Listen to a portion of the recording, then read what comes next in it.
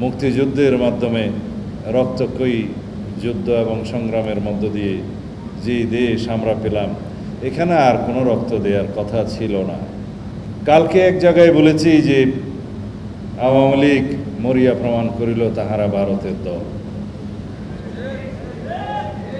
বাংলাদেশের মানুষকে সেটা প্রমাণ করতে হয়নি, তারা নিজেরাই দীর্ঘ সময় ধরে বাংলাদেশের মানুষকে বুঝিয়ে দিয়েছে এবং পৃথিবীর ইতিহাসে লিখিত হয়ে গিয়েছে তারা বাংলাদেশের জন্য ন্যাশনাল সিকিউরিটি থ্রেট, তারা বাংলাদেশের প্রোডাক্ট নয়। আওয়ামী লীগ কোনো রাজনৈতিক দল নয়, আওয়ামী লীগ একটি মাফিয়া এবং স্বৈরতান্ত্রিক শক্তি, ফ্যাসিস্ট শক্তি। সুতরাং আওয়ামী লীগ সম্পর্কে বেশি কথা বলাও আমার খুব একটা জায়েজ মনে হয় না। তাই আসুন দেশের শক্তি নিয়ে কথা বলি। আমাদের সন্তানরা জুলাই গণঅভ্যুত্থান সংগঠিত করেছে। এই রক্তের সিঁড়ি একদিনে নির্মিত হয় না। কথায় বলা আছে যে যত বিপ্লবী বন্ধুর রক্তে রাঙা বন্দিশালার এই শিকল ভাঙা, হয়তো তারা আর আসিবে না ফিরে আমাদের মাঝে। আমরা দেখেছি সেই বন্দিশালা, গণভবনের দুর্গ জনস্রোতে এবং জনস্রোতের ধাক্কায় কিভাবে চুরমার হয়ে গেল। সাথে দম্ভ এবং অহমিকা আওয়ামী লীগের শেখ হাসিনার চুরমার হয়ে গেল। যেই ভবনটিকে দুর্গের মতো মনে হতো, সেই ভবনের বর্তমান চেহারা দেখলে কি কল্পনা করতে পারেন? নিরস্ত্র মানুষের ধাক্কায় সেই দুর্গ কীভাবে নিশ্চিহ্ন হয়ে যায়। এটাই হলো জনশক্তি, এটাই হলো গণ ঐক্যের বিপ্লবী শক্তি। গণ ঐক্যের শক্তি যারা অনুধাবন করে না, তারাই স্বৈরাচারে পরিণত হয়, তারাই ফ্যাসিস্টে পরিণত হয়। এবং পৃথিবীর ইতিহাসে কোনো ফ্যাসিস্ট, কোনো স্বৈরাচারের স্বাভাবিক পতন হয়নি, কারণ স্বাভাবিক পতনের বা ক্ষমতা বদলের কোনো রাস্তাই তারা উন্মুক্ত রাখে না। যেমনটি শেখ মুজিব রাখেনি, সাংবিধানিকভাবে রাষ্ট্র ক্ষমতা পরিবর্তনের কোনো দুয়ার আর উন্মুক্ত রাখা হয়নি। তাজউদ্দিন আহমেদের মেয়ে লিখেছে, তাজউদ্দিন আহমেদের ডায়েরিতেও সম্ভবত লেখা আছে যে আপনি রাষ্ট্র ক্ষমতা পরিবর্তনের কোনো অপশন, কোনো দরজা খোলা রাখলেন না, সুতরাং অস্বাভাবিক পদ্ধতিতেই রাষ্ট্র ক্ষমতা পরিবর্তন হবে। তার শিকার তো আপনি হবেন এবং সাথে আমরাও যাব। সেটা অক্ষরে অক্ষরে সত্য প্রমাণিত হয়েছে। কিন্তু সেই ইতিহাস থেকে স্বৈরাচারের কন্যা কখনো শিক্ষা নেয় না। ইতিহাসে যারা স্বৈরাচারী হিসেবে আবির্ভূত হয়েছে, ফ্যাসিস্ট হিসেবে রাষ্ট্র পরিচালনা করেছে, তারা কখনোই স্বাভাবিকভাবে পতিত হয়নি। খুব নিষ্ঠুর নির্মম পদ্ধতিতে তাদের অপসারণ হয়েছে। দেশে দেশে জাতিতে জাতিতে বহু রক্তক্ষয়ের পর সেই সমস্ত নির্মম ফ্যাসিস্ট স্বৈরাচাররা এমন নির্মম পরিণতির মাধ্যমে তাদের শেষ পরিণতি হয়েছে, যে পরিণতি পৃথিবীর ইতিহাসে বিভিন্ন রকমের কলঙ্কিত বা দৃষ্টান্তমূলক ইতিহাস সৃষ্টি করে গিয়েছে। রোমানিয়ার চসেস্কুর কথা আপনারা জানেন, হাইতির পাপাডকের কথা জানেন, এবং এইভাবে আরও অনেকের কথা বলতে পারি, বলা আমার উচিত হবে না। দক্ষিণ এশিয়ায়, দক্ষিণ পূর্ব এশিয়ায় এবং মধ্যপ্রাচ্যের অনেক শাসকের সেই পরিণতি আমরা দেখেছি। কারো সুড়ঙ্গের মধ্যে পালিয়ে গিয়েও রক্ষা হয়নি, কেউ মৃত্যুর পরেও পাপাডকের মাথার খুলে নিয়ে ফুটবল খেলা হয়েছে হাইতিতে, সেই ইতিহাস আপনারা জানেন। এতৎসত্ত্বেও স্বৈরাচারের উত্থান হয় যুগে যুগে। কিন্তু আমাদের দেশে আমরা দেখেছিলাম সেই 47-এর পর থেকে 23 বছরের শাসন শোষণের মধ্য দিয়ে যেই রক্তক্ষয়ী স্বাধীনতা যুদ্ধের মধ্য দিয়ে আমরা 71 পেয়েছিলাম, আমরা সেই আবার রক্ত দিয়ে সেই স্বাধীনতাকে সুরক্ষা করতে হবে। সেই অরক্ষিত স্বাধীনতাকে আমাদের রক্ষা করতে গিয়ে বহু জীবন দান করতে হবে, সেটা আমরা কখনো কল্পনা করিনি। আমার ছোট ভাই যে ইতিহাস লিখেছে, সেই ইতিহাস পড়তে গিয়ে আমার মনে হয়েছে কেউ ইতিহাস নির্মাণ করে, কেউ ইতিহাস লেখে, কেউ ইতিহাস চর্চা করে, কেউ ইতিহাসের উপরে রিসার্চ করে, সেই ইতিহাসকে বিশ্লেষণ করে, সেই ইতিহাস নিয়ে গবেষণা করে পরবর্তী প্রজন্মের জন্য আবার পুস্তিকা প্রণয়ন করে ইতিহাসের শিক্ষা নিয়ে নির্মোহ ইতিহাস লেখার এখনই সময়। এই 24-এর গণ অভ্যুত্থান, ছাত্র গণ অভ্যুত্থান নিয়ে ইতিহাস লেখার এখনই সময়। জানি না কত নাটক হবে, কত কাব্য হবে, কত উপন্যাস হবে, কত স্মৃতিচারণ হবে, কত পদ্য রচনা হবে, কিন্তু 24-এর এই গণ অভ্যুত্থানের উপেক্ষা নিয়ে লেখা কখনো শেষ হবে না। আমি অনুধাবন করি 71-এর চেতনা ব্যবসায়ীদের মতো 24-এর ছাত্র গণ অভ্যুত্থান নিয়ে যেন কোনো চেতনা ব্যবসা না হয়।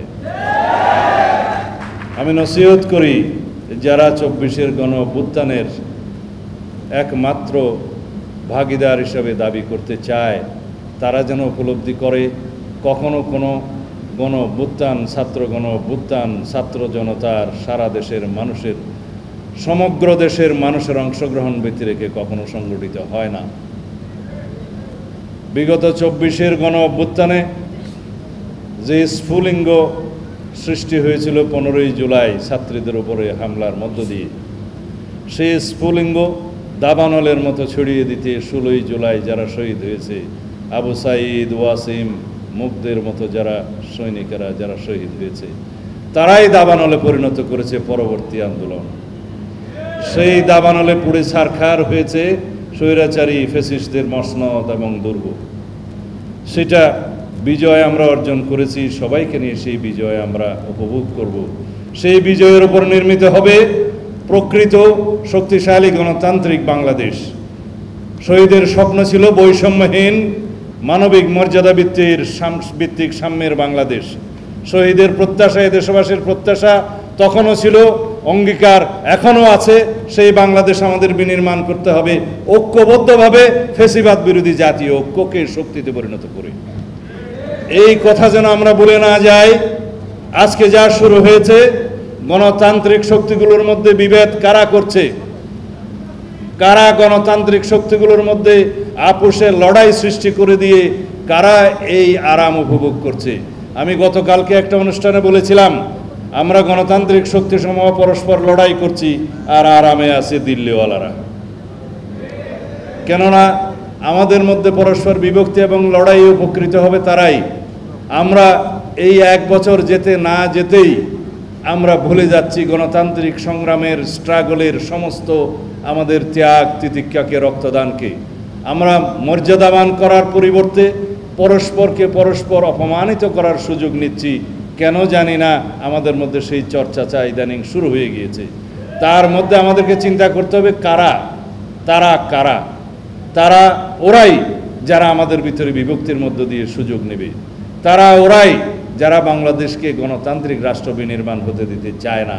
তারা ওরাই যারা ফ্যাসিবাদের আগমনকে স্বাগতম জানাতে চায়। তারা ওরাই যারা বাংলাদেশের গণতান্ত্রিক সংগ্রামকে স্বাভাবিকভাবে নিতে পারে নাই। তারা ওরাই যারা বাংলাদেশের স্বাধীনতাকে নিয়ে এখনো পর্যন্ত প্রশ্ন তুলতে চায়। আমি কাউকে উদ্দেশ্য করে বলছি না, কাউকে উদ্দেশ্য করে এই রাজনৈতিক চেতনাকে আমি অপমান করতে চাই না। আমি শুধু নসিহত করব, স্বাধীনতা উত্তর বাংলাদেশে আমরা সবাই এই স্বাধীনতাকে যেহেতু আপন করে নিয়েছি, এখানে আমরা কোনো বিভক্তি চাই না। কারা স্বাধীনতার বিরুদ্ধে ছিল, কারা স্বাধীনতার পক্ষে ছিল, এই বিভক্তিটা আওয়ামী লীগ করেছে। স্বাধীনতার পক্ষের এবং বিপক্ষের শক্তি সাজিয়ে স্বাধীনতার চেতনা, মুক্তিযুদ্ধের চেতনা বিক্রি করে তারাই ফায়দা নিয়েছে। সেই একই রাজনৈতিক অস্ত্রকে আমরা ব্যবহার করব? আমরা করতে পারি? সুতরাং আমরা ঐক্যবদ্ধ বাংলাদেশ চাই। সেই ঐক্যটা কিসের? সেই ঐক্যটা হবে জুলাইয়ের 2024-এর ছাত্র গণ অভ্যুত্থানের ফ্যাসিবাদ বিরোধী জাতীয় ঐক্য। সেই ঐক্যটাই হবে আমাদের জাতীয় শক্তি, এবং সেই শক্তিকেই ব্যবহার করে আমরা সামনের দিনের শক্তিশালী গণতান্ত্রিক বাংলাদেশ নির্মাণ করব। এই ঐক্যের যারা বিরুদ্ধে তাদের নাম ফ্যাসিস্ট, এই ঐক্যের যারা বিরুদ্ধে তারা এখন দিল্লিতে, এই ঐক্যের যারা বিরুদ্ধে তারা ফ্যাসিবাদের দূষর হয়ে বাংলাদেশে হয়তো এখনো গাপটি মেরে বসে আছে। তারা ছাড়া সবাই আমরা ঐক্যবদ্ধ, এবং সেই ঐক্যবদ্ধ শক্তিকে আমরা অবশ্যই সমুন্নত রাখব। সেই ঐক্যবদ্ধ শক্তির মধ্যে অবশ্যই গণতান্ত্রিক পদ্ধতিতে কিছুটা বিতর্ক হবে, কিছুটা সংগ্রাম হবে, নির্বাচন হবে, কেউ বিরোধী দলে যাবে, কেউ সরকারি দলে যাবে, কেউ তর্ক বিতর্ক করবে, কিন্তু সেটা বাংলাদেশের শক্তিশালী একটি রাষ্ট্র কাঠামো বিনির্মাণের লক্ষ্যেই হতে হবে। বাংলাদেশের মধ্যে বিভেদ সৃষ্টির জন্য কোনো রকমের কোনো ওয়েপন, কোনো রকমের অস্ত্র আমরা কারো হাতে তুলে দিতে চাই না।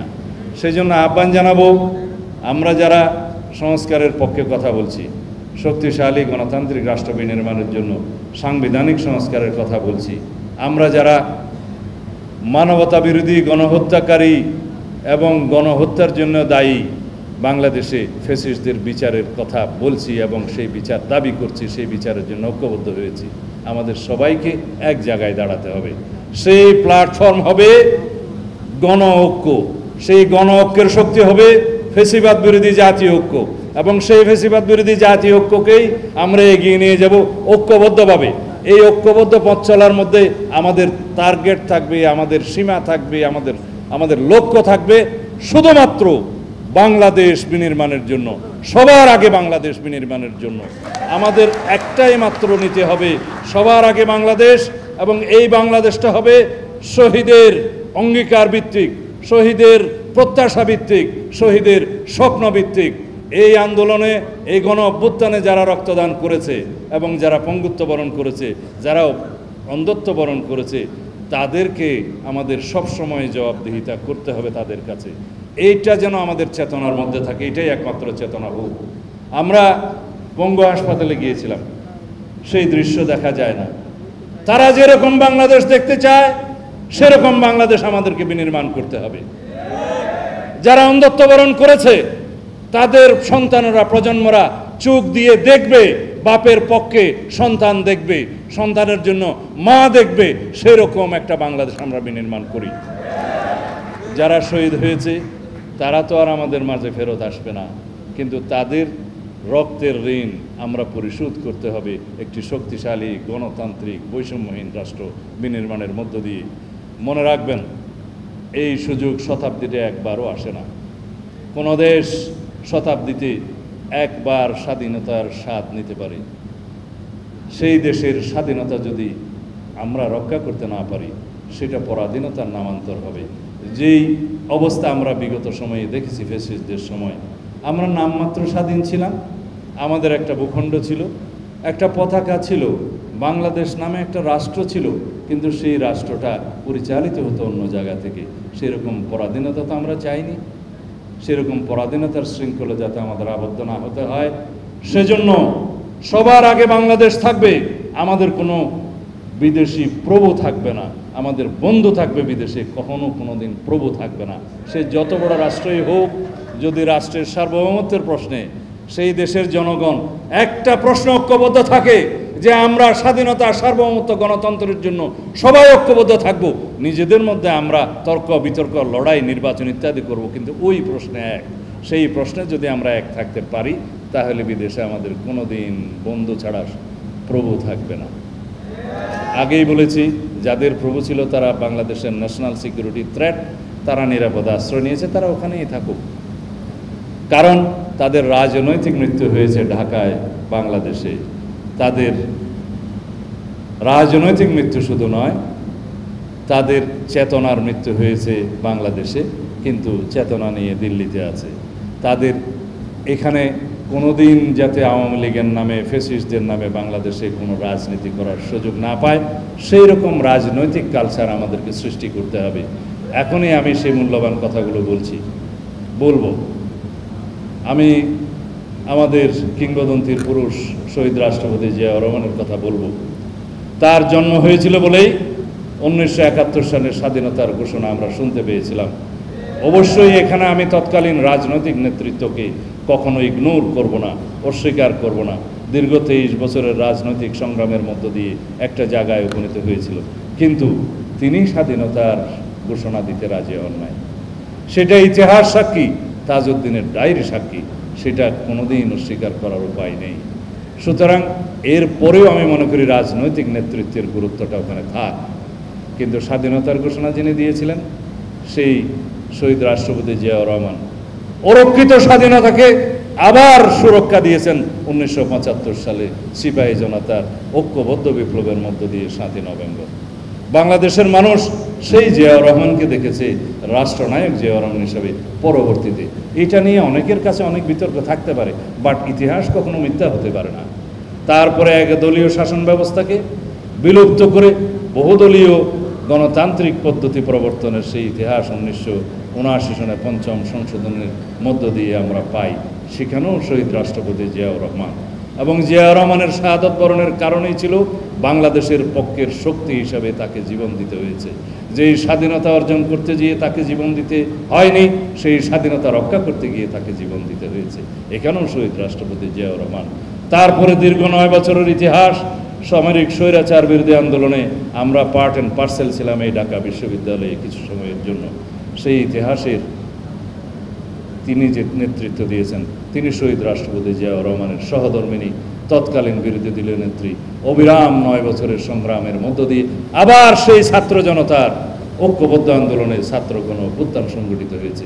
এখানেও শহীদ রাষ্ট্রপতি জিয়াউর রহমান তার সহধর্মিনী হিসেবে দেশনেত্রী বেগম খালেদা জিয়া, এবং সেই ছাত্র অভ্যুত্থানে ছাত্রগণ অভ্যুত্থানে আপনারা সকলেই জানেন ডাকসুর নেতৃত্বে জাতীয়তাবাদী ছাত্র দলের নেতৃত্বে সংগঠিত হয়েছে। ছাত্র সংগ্রাম পরিষদ অবশ্যই তার অংশ ছিল। তারপর 1991 সাল আবার শহীদ রাষ্ট্রপতি জিয়াউর রহমানের সহধর্মিনী, এদেশের সবচাইতে জনপ্রিয় নেত্রী, আবার বাংলাদেশের প্রধানমন্ত্রী হলেন, নির্বাচিত হলেন তত্ত্বাবধায়ক সরকারের মধ্য দিয়ে। আবার দ্বাদশ সংশোধনের মধ্য দিয়ে আবার সেই বিএনপির নেতৃত্বে বাংলাদেশের সংসদীয় রাজনীতি প্রবর্তিত হলো। আবার সেই দেশনেত্রী বেগম খালেদা জিয়ার নেতৃত্বে ত্রয়োদশ সংশোধনের মধ্য দিয়ে জনগণের চাহিদার ভিত্তিতে তত্ত্বাবধায়ক সরকার প্রতিষ্ঠিত হলো। কিন্তু ইতিহাস বলে সেই তত্ত্বাবধায়ক সরকার 2001 সালে উড়িয়ে দেওয়ার মতো আমাদের মেজরিটি থাকার পরেও আমরা সেই জনমতকে শ্রদ্ধা করে, জনমতের সেই দাবিকে শ্রদ্ধা করে আমরা কখনো সেই রাস্তায় যাই। কিন্তু ইতিহাস কি বলে? যাদের রক্তে গণতন্ত্র নাই, যারা একদলীয় রাষ্ট্র ব্যবস্থা এবং সরকার ব্যবস্থায় বিশ্বাস করে, যারা এখন আইনতান্ত্রিকতা সবসময় প্রচলন করেছে এবং চর্চা করেছে, তারা 2011 সালে সেই তত্ত্বাবধায়ক সরকার ব্যবস্থা অ্যাবলিশ করে দেওয়ার মধ্য দিয়ে বাংলাদেশের রাজনীতিতে এবং সংস্কৃতিতে একটা অস্থিতিশীল পরিস্থিতি সৃষ্টি করলো। কেবল তারা তাদের যে একনায়কতান্ত্রিকতা এবং একদলীয় সরকার ব্যবস্থা, একদলীয় রাষ্ট্র ব্যবস্থা কায়েমের উদগ্র বাসনা চরিতার্থ করার জন্য হাজারো লোকের রক্ত নিতে হয়েছে তাদেরকে। 2014 সালের সেই ভোটারবিহীন নির্বাচন, অনেকে বলে সেটা কুত্তা মার্কা নির্বাচন। আমি বিশ্রী শব্দগুলো উচ্চারণ করতে চাই না, কারণ সেই ভোটারবিহীন ভোটে সব চেয়ার টেবিলে কুকুররা বসেছিল। তারপরের ইতিহাস 2018 সালে আমি পুনরাবৃত্তি করছি এই জন্যেই যে এই যদি কন্টিনিউটি না রাখি বক্তব্যের মধ্যে, হয়তো আমার সেটাও পূর্ণাঙ্গতা থেকে যাবে। সেই নির্বাচন ছিল নিশিরাতের নির্বাচন। সেখানে কি হয়েছে বাংলাদেশের মানুষ সবাই জানে। এর ধারাবাহিকতায় 2024 সালের 7ই জানুয়ারির সেই তথাকথিত আমিডামিন নির্বাচনের মধ্য দিয়ে বাংলাদেশের স্বৈরাচারের পতনের একটা চূড়ান্ত পর্যায় রচিত হলো। আমরা জানতাম সেই আন্দোলনের আগেই আমরা এক দফার দাবি প্রণয়ন করেছিলাম। এইভাবে স্বৈরাচার পতনের আন্দোলন এক দফাতে এসে উপনীত হলো। সেই এক দফা যখন আবার সামাজিক আন্দোলনের মধ্য দিয়ে একটা স্ফুলিঙ্গের মধ্য দিয়ে পুনর্বার উচ্চারিত হলো, তখন আমরা আমাদের নেতা জনাব তারেক রহমানের নেতৃত্বে, আমি তখন শিলংয়ে ছিলাম, আমরা সেই আন্দোলন সমন্বয় করলাম আমাদের দলের পক্ষ থেকে, এবং আমাদের যারা যুগপৎ আন্দোলনের শরিক ছিল, যারা গণতান্ত্রিক আন্দোলনে আমাদের সঙ্গী ছিল, বাংলাদেশের গণতান্ত্রিক আন্দোলনে যুগপৎ আন্দোলনের বাইরেও যারা রাজনীতি করেছে, সংগ্রাম করেছে, তাদের সাথে সমন্বয় করে কিভাবে সেই আন্দোলনকে এক দফার আন্দোলন পরিণত করতে হবে সেই পরিকল্পনা আমরা তখন করেছি। এবং সেইভাবে সমগ্র বাংলাদেশে যেখানে যেখানে যে ইনস্ট্রাকশন, যে উপদেশ, যে আদেশ দিতে হয়েছে আমরা দিয়েছি। সেই আন্দোলনে আমার ছোটো ভাইয়েরা অনেক বক্তৃতা দিয়েছে সেটা কীভাবে সংগঠিত হয়েছে। এক সময় সেই আন্দোলন পরিপক্ক হলো এবং স্বৈরাচারের অহমিকা সেই আন্দোলনের পরিপক্কতা দিতে সহায়তা করেছে। তারা যখন বলল যে রাজাকারের বাচ্চারা কোটা পাবে নাকি, যারা রাজাকার নামে অভিহিত করলো, তখন বাংলাদেশের সমস্ত ছাত্র সমাজ বারুদের মতো জ্বলে উঠল। স্ফুলিঙ্গ শুরু হলো যে কে বলেছে স্বৈরাচার স্বৈরাচার, তুমি কে আমি কে, রাজাকার রাজাকার। সেই আন্দোলন আর থামাবে সাধ্য কার? 16 তারিখের পরে। সেই 16 তারিখ রংপুরের শহীদ সাইদ বাংলাদেশের বীর সেনানী, বাংলাদেশের ইতিহাস যতদিন রক্তাক্ষরে লেখা থাকবে, আবু সাঈদের নাম জল জল করে ওখানে জ্বলবে। সে আবু সাঈদের রক্তদানের পরবর্তী দ্বিতীয় শহীদ আমার এলাকার ছেলে, আমার সন্তানের মতো, যে 2 সপ্তাহ আগেও আমাকে দেখে এসে শিলং থেকে, সে তার নিজের জীবন দিয়ে দিল দ্বিতীয় শহীদ হিসাবে। ওয়াসিম আকরাম, আমার গ্রামেই বাড়ি। হয়তো তার তকদিরে লেখা ছিল মৃত্যুর 2 সপ্তাহ আগে আমার সাথে দেখা হবে, ছবি তুলবে, ফেসবুক প্রোফাইলে দেবে, তারপরে এসে দেশের জন্য জীবন দিয়ে দেবে। এই কাহিনী ভুলতে পারি না, চোখের জল রাখতে পারি না যখন তার মায়ের সাথে কথা বলি। এভাবে যখন স্বাক্ষরিত হলো রক্তের অক্ষরে ফ্যাসিবাদের পতনের সনদ, তখন রুখে কার, সাধ্য কার বাংলাদেশের সেই আন্দোলন। তার অবশ্যম্ভাবী পরিণতির মধ্য দিয়ে আমরা বাংলাদেশের এই নতুন বাংলাদেশ পেলাম, আমরা এই মুক্ত স্বাধীন বাংলাদেশ পেলাম। যেই শ্বাস আমি দীর্ঘ 9 বছর 3 মাস নির্বাসনে নিতে পারিনি, সেই মুক্তির শ্বাস বাংলাদেশে এসে 11ই আগস্ট বিমানবন্দরে নেমে সেই শ্বাস নিলাম। আল্লাহর কাছে শুকরিয়া আদায় করেছি। এই দিন দেখার জন্যই আমি অপেক্ষায় ছিলাম।